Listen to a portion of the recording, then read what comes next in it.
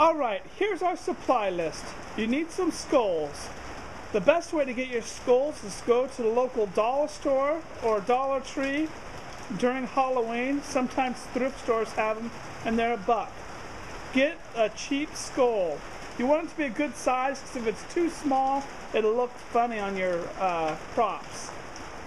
Then you need to get some paint. I get whatever paint's discounted. So look in the oops section or the section where they make mistakes in your local paint shop, and they should have some discounted paints. I got these paints for 50 cents and $2.50 at Home Depot. And last but not least, you'll need some fabric. I use t-shirts. It works best to go around the outside of your skull. Next, you're going to open up your paint and you're going to put your t-shirt into that paint. Submerge it, which I did with this one right here. Doesn't have to be a perfect job. Make a mess with it. You want it to be nice and wet and the paint to be thick on it, because when it dries, that's going to be your skin. So I'm going to turn the camera off and I'm going to wrap it around my skull there. Also, make sure that you cut out the eyes and the nose of your skull so that you can push into it. Okay, and this is what the skull looks like. The fabric here is just the t-shirt that I put on there. It's not quite hardened yet, but it's going to get hardened. It's good to have a lot of wrinkles because it adds character. So that's what it looks like. If you look inside there, you can see that I have cut out the holes for the nose and the eyes, and I've already attached this one to a stick. You attach them with a screw right through the top of the head. So I do this to work with them while I'm painting them. And then I just kind of highlight it around here. You can highlight with any colors you want. This one I use that white color. Some of them I use green. You can use any colors that you want for your skeletons. And I'll show some close-ups of some other skeletons so you can kind of see what they look like. Alright, so if you're going to use a body for your skeleton skull that you made, then you just put him on a stick, and that's going to be his backbone. Then you're going to put another stick just below his neck area, and you screw that in, and that is what his arms will be attached to. And you'll do the same thing on the bottom. So that essentially is going to be the length of his backbone all the way down to his hips. And then you're going to do joints.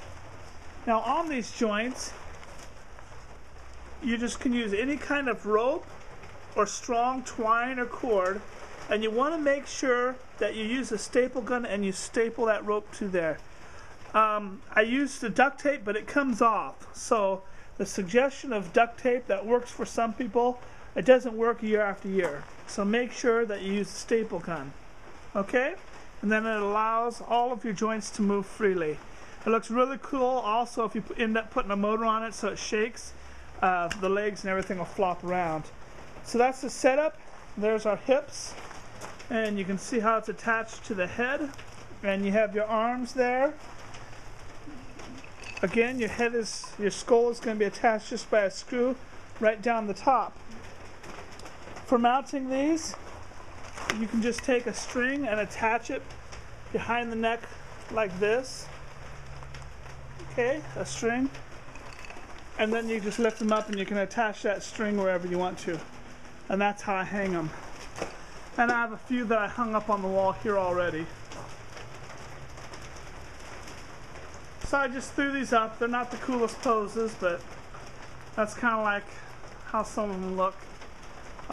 And you can see here where you can see the wood frame. You want to make sure you cover that up. Just take some more of your material that you used for the skulls, and then you just put that in there. Just tuck it in there, and it looks like part of their neck. That way you don't get that look.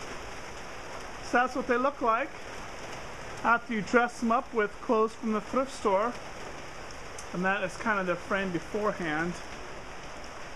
Now remember, when you go shopping at the thrift store, all these clothes should cost $1 or less per item. If your thrift store charges more than that, then ask them if they have anything they want to give away or that's cheaper, because they have stained items that they're going to give away that costs a lot less than $1. You don't want to spend too much on these prop clothes.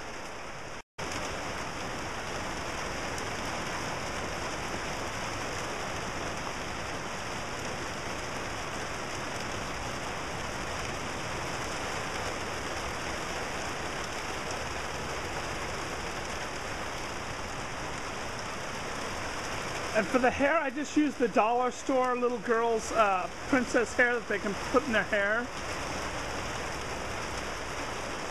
So they're $1. You can make about 3 of those for $1.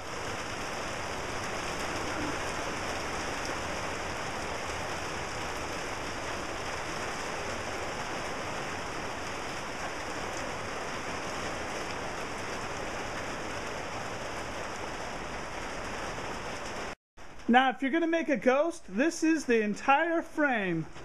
All you're going to make is a simple triangle frame like this.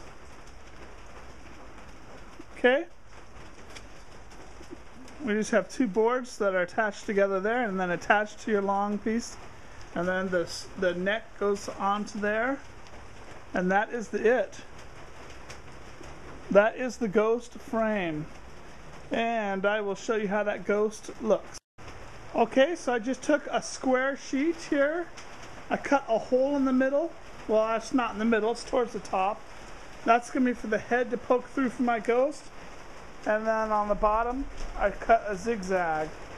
Now I cut the zigzag right in the middle of the actual sheets. So each side of the sheet will make 2 ghosts. Okay?